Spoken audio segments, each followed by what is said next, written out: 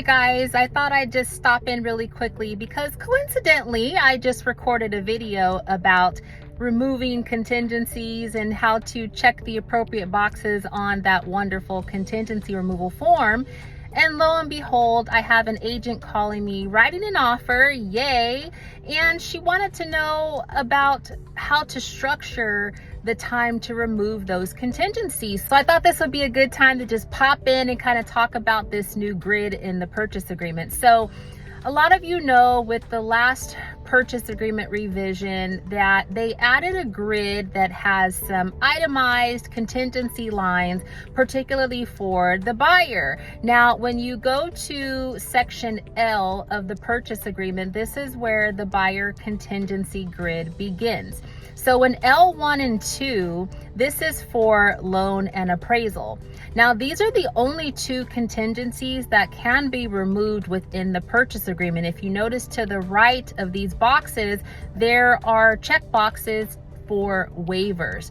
Now, if you do choose to waive them, you do not necessarily need to attach a contingency removal. The language is pretty clear. Does it hurt? No big deal, but it's not necessary because they are considered waived with those boxes being checked to the right. Now, as you scroll down, you will see L3. This is for buyer investigations. Now, investigations is inclusive of quite a few things, not only inspections, which is what most people refer to this as, but it is basically buyers' full investigation of the property. Are they satisfied with their knowledge thus far in regards to inspections, visiting the property, you know, looking around the neighborhood, all the things that consist of them making a decision. So that is what their investigation contingency is for. This is the one that is typically hinged to a request for repair as well. So kind of keep that into consideration. But you'll notice L3 in that it has its own line item. It is its own contingency. Now, this is where it differs from the old purchase agreement. We used to have an inspection contingency, which was inclusive of all the things, seller documents, any piece of paper that you received from the seller or escrow that was in relation to this property. It was all lumped together in an inspection contingency. These have now been separated. So as you go down, you'll look at L4. This is a specific contingency for review of seller documents. Now, these are the things that the seller is responsible for in delivery to the buyer. This does usually include disclosures like the TDS and the SPQ and the NHD report, those types of things that seller is responsible for. That is its own contingency, okay? Then down below, L5 is for review of the preliminary title report. This again has its own contingency line. You can shorten this, you can lengthen this, but again, just keep in mind that it is separate, okay? The next two down, L6 and L7, are particularly, usually like in my area, are for HOA docs, L6, and L7 would be something like solar, something that's leased or liened, maybe propane, that kind of thing.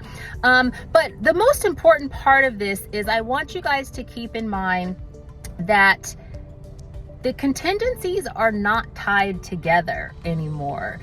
They can definitely be separated. Now, most of the time you can leave them at default 17 days. Maybe if you have disclosures early, perhaps you could reduce one of them down. If you got the prelim, maybe it was attached to MLS, maybe they can remove that contingency now.